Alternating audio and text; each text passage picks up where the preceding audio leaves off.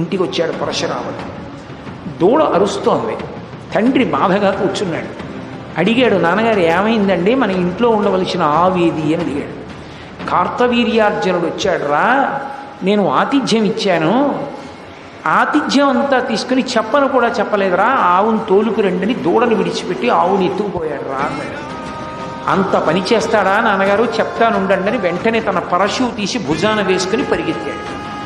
ఆ కార్తవీర్యార్జునుడు తన సైన్యంతో వెళ్ళిపోతున్నటువంటి పట్టణం దగ్గరికి వెళ్ళాడు. ఆయన చుట్టూ అనేక మంది రాజులు ఉన్నారు.